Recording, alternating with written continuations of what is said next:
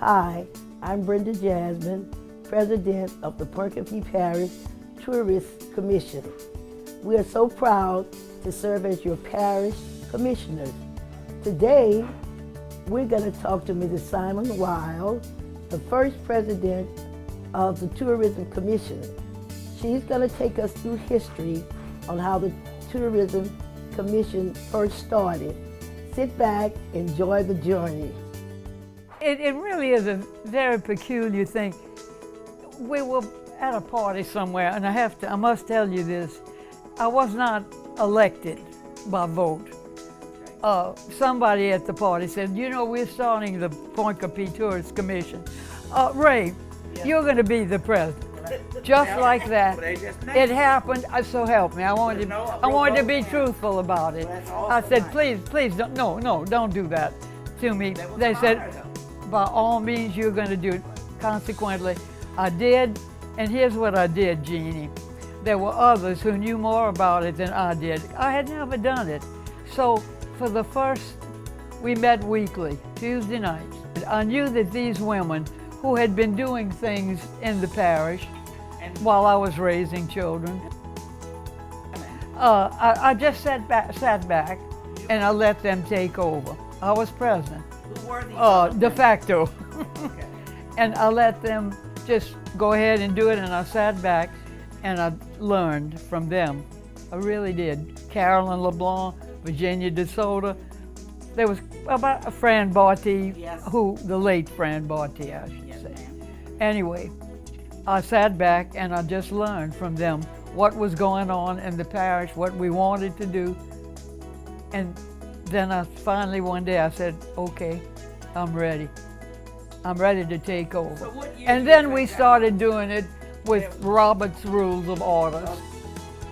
Yes, that's when we started doing it. Before that, we were just meeting, and people gradually began to come in because they became very interested.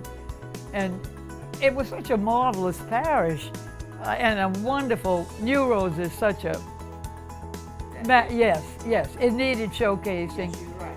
And we were then beginning to have bed and breakfast B&Bs, which we really didn't have before. I honestly believe it was just a group of women who saw that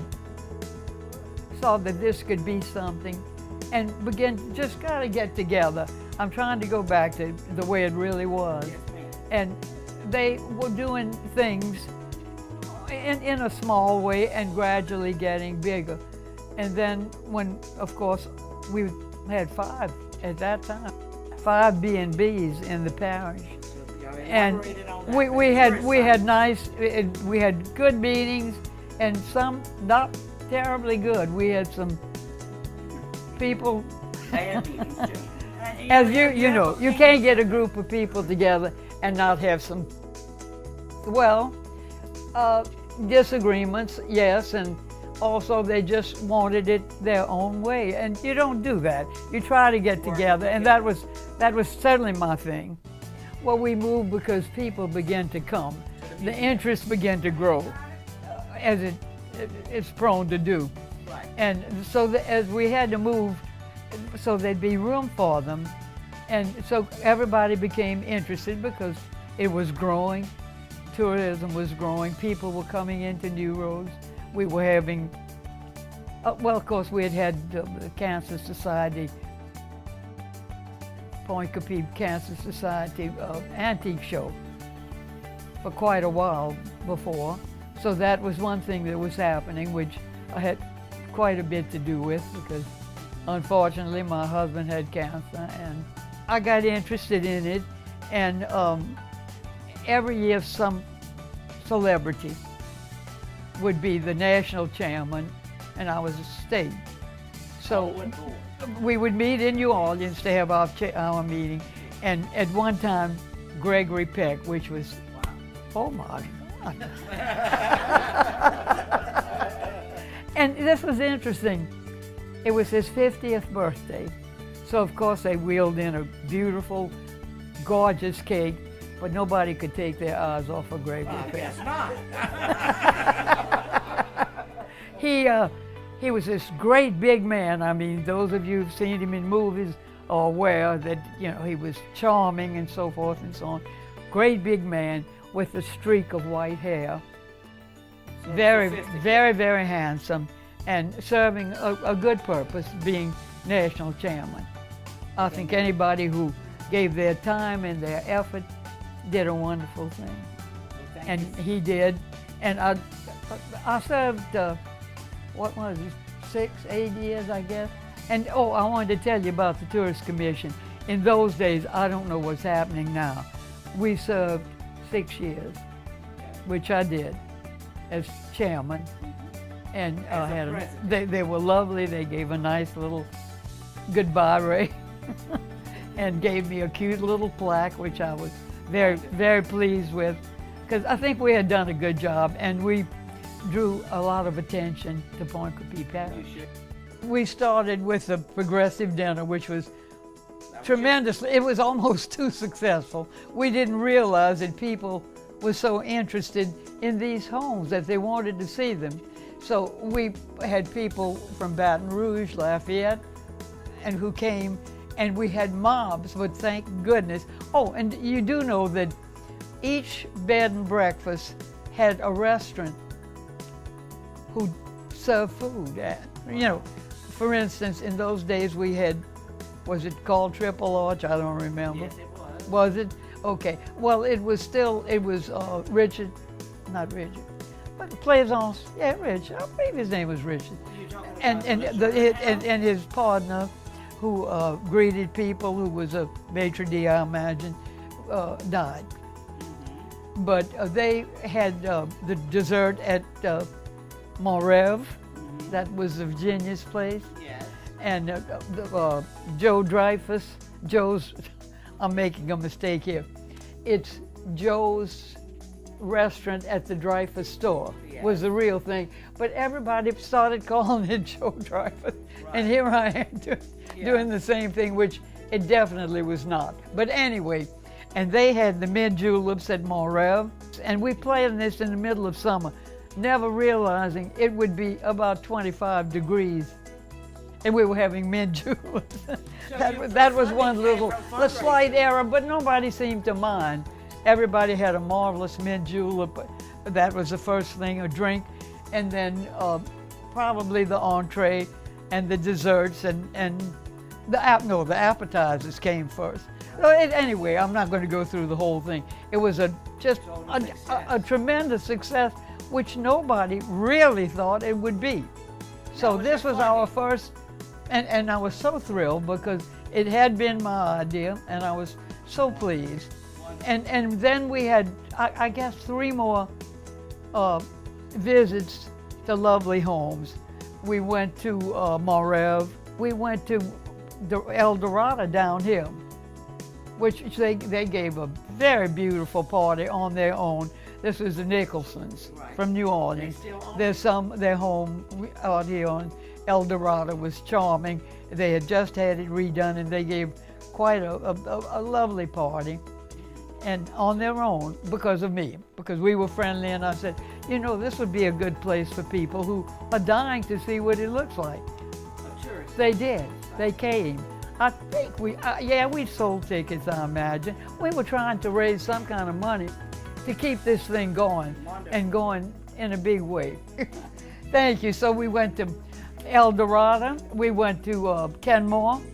That was the Holloways, which I always loved and thought it had a lot of charm and history, and it did. And it too is important. Yes, it did.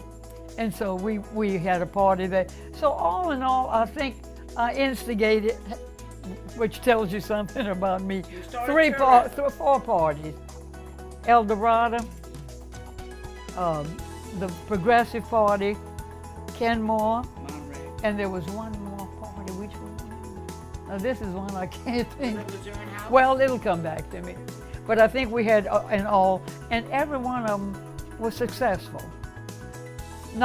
They were not quite as great as the first one, because that was just went from house to house. That was the progressive dinner. Yes, ma'am. And the others, though, people were interested in who had never been in these homes. and they were very interested in seeing them. Well, I think probably one of the most important things, Celeste Didier came to see me, and she said, Ray, we're thinking about starting a class for a few special ed students. It's never happened in this parish before, badly needed. I said, Celeste, I know absolutely nothing about that. She said, but I think you can learn, and as you go along, and let's at least give these children a chance that they wouldn't have before. So consequently, they were each taken to LSU, and they were examined and so forth and so on to see if they were eligible for that particular class.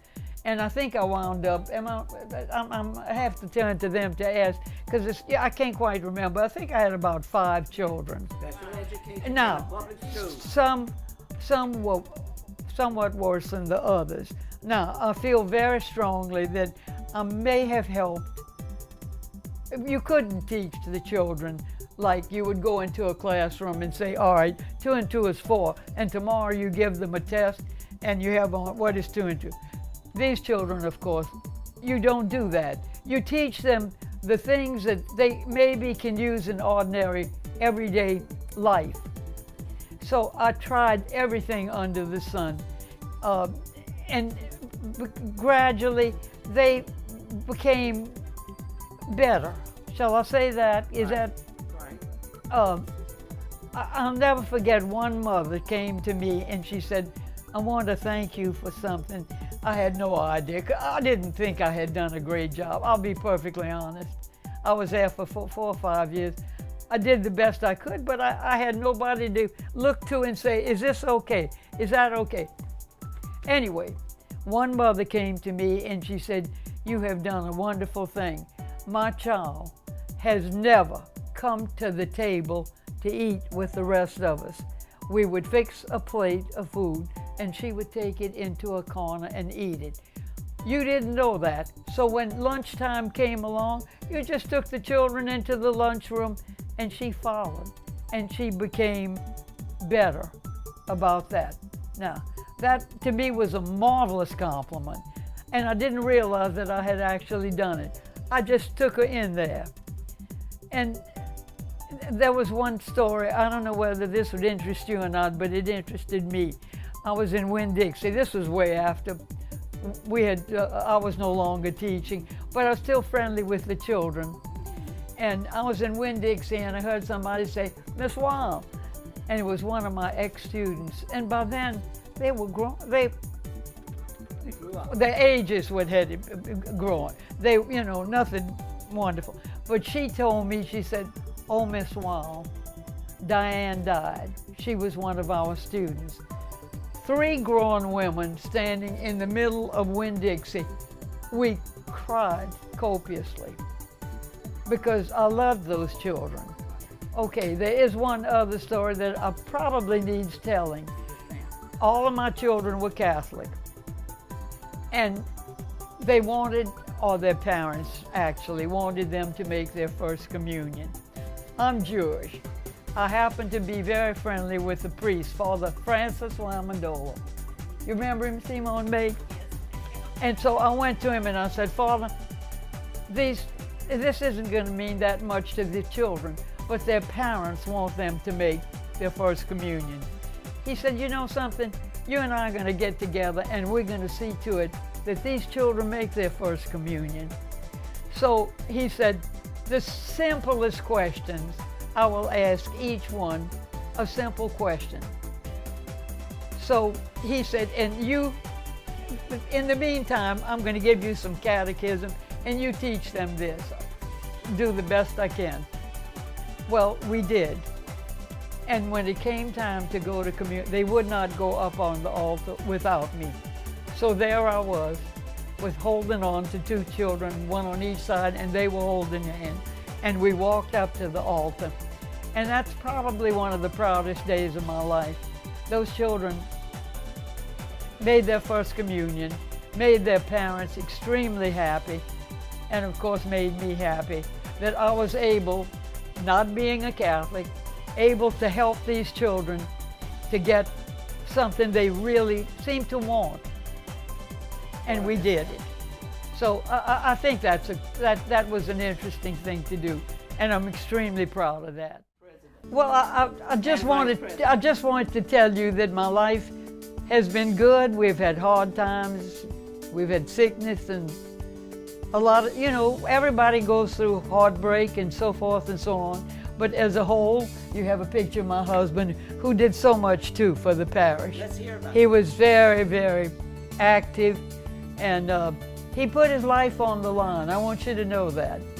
When we were going through integration, he was president of the school board, and he was not popular at that time. And I guess he was serving his, second or third time, Simon, on the school board as president. And he was threatened.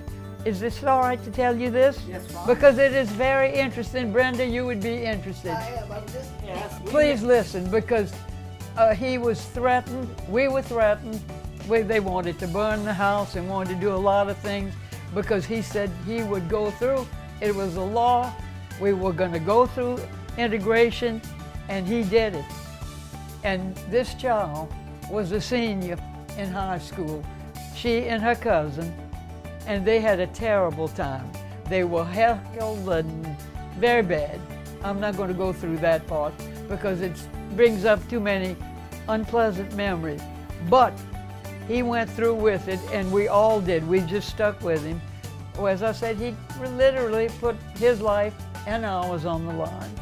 But we did it, and we got through with it, and thank God for that, because so many wonderful people have been brought into everything, not just our lives, because I was raised all my life with people in Lafayette.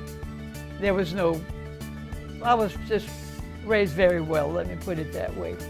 And another thing I have to conclude with is I probably have the best children and friends of anybody I know.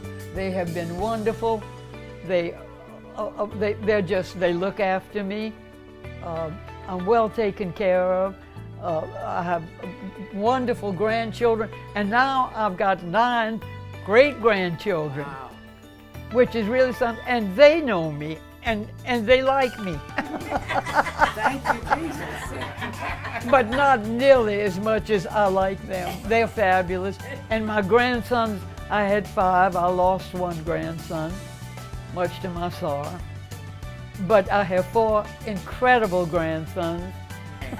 So I will really conclude, and I want to thank you. And what a joy to meet new people. And Brenda, I wish you all the luck in the world. I know you're doing a fabulous job, and just continue it. And Jeannie, you're doing a great job. David, you're doing, everyone, you're just bringing our wonderful parish even further up, and that's good. We need to go up. So thank you so very, very much, and thank you for coming. I feel flattered, and it's been a delightful afternoon.